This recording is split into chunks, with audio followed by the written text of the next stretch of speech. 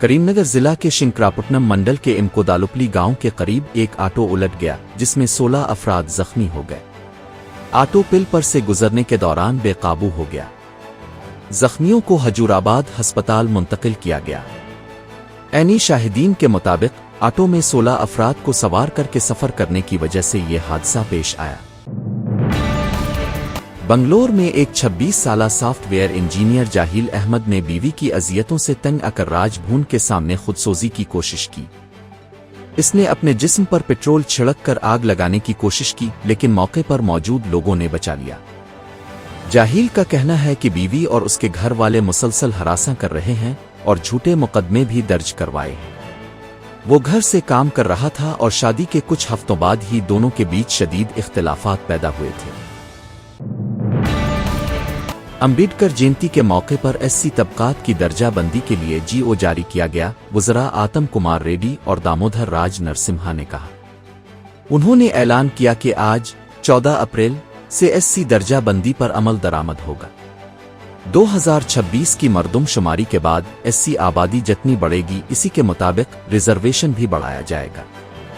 वज़रा ने कहा कि तेलंगाना एससी दर्जाबंदी नाफिज करने वाला पहला रियासत बनकर तारीख रकम कर रहा है।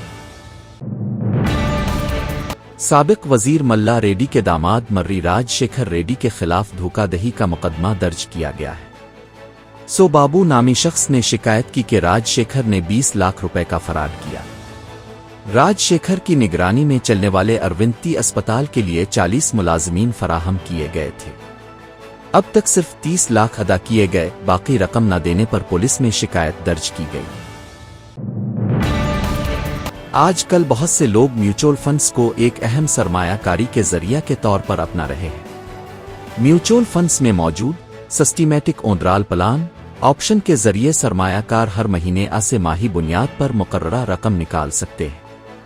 ये तरीकाकार खास तौर पर रिटायरमेंट प्लानिंग के लिए फ़ायदेमंद है और उससे सरमायाकारों को बाकायदा आमदनी मिलती रहती है। इसमें टैक्स का बोझ भी निस्बतन कम होता है और जब चाहे सरमायाकार अपनी रकम मुकम्मल तौर पर वापस ले सकते हैं या फंड तब्दील कर सकते हैं। पीएनबी स्कैंडल के औंसिल बिलवूर हरि प्रसाद ने कहा कि मेहुल चोकसी को भारत लाना आसान काम नहीं है। उनके मुताबिक चोकसी के पास काफी पैसा है और वो यूरोप के महंगे वकीला की मदद से बचने की कोशिश करेगा, जैसे विजय माल्या ने किया। चोकसी की गिरफ्तारी अहम है, लेकिन इससे ज्यादा जरूरी बात यह है कि भारत इसके जरिए लूटा गया पैसा वापस लाए। चोकसी ने 2017 में चालाकी से एंटीगुआ की शहरियत हासिल कर ली थी और फिर मुख्तलिफ ममालिक में पनाह लेता रहा। चीन से गैर कानूनी तरीके से स्मगल की जा रही लग्जरी घड़ियां, एडल्ट खिलौने और चप्पलें चेन्नई एयरपोर्ट पर जब्त की गईं। कस्टम्स हुक्काम ने बताया कि जब्त शुदा सामान की मालियत तकरीबन 13.4 करोड़ रुपए है।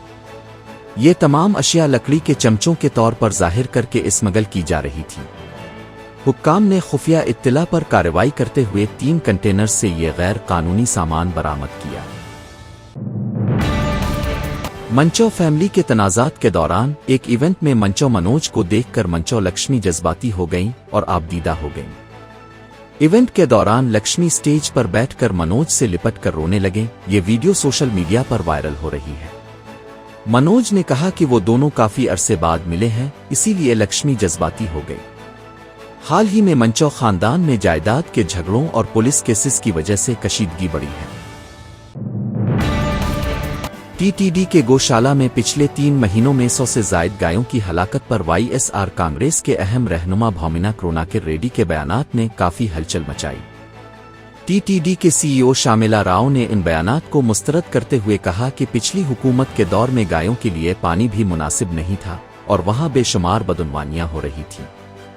उन्होंने मजीद कहा कि पिछले 5 सालों में गायों की मौत के बारे में मालूमात छपाई गईं और फंड्स का गलत इस्तेमाल किया गया।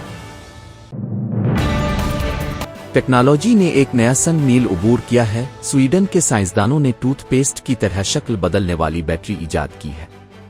ये बैटरी मुस्तकबिल में इलेक्ट्रॉनिक गैजेट्स, मेडिकल डिवाइसेस और रोबोट्स के लिए बहुत मददगार साबित होगी। साइंसदानों के मुताबिक ये बैटरी अपनी शक्ल तब्दील करके नई नस्ल की डिवाइसेस की तख्लीक में मुआविन बनेगी। ताहम इस वक्त ये बैटरी तिजारती सतह पर इस्तेमाल के लिए तैयार नहीं है, लेकिन इसकी तरक्की जारी है। वर्ल्ड बैंक ग्रुप 5 इदारों पर मुश्तमिल है: IBRD, IDA, IFCMIGA और ICSID। भारत इनमें से 4 का रुकन है, सिर्फ ICSID में शामिल नहीं है। IBRD को वर्ल्ड बैंक कहा जाता है, जो तरक्की पजीर ममालिक को तवील मुद्दती कर्जे फराहम करता है। IDA गरीब ममालिक को बगैर सूद वाले नर्म कर्जे देती है, जबकि IFC निजी शोबे की मदद करती है।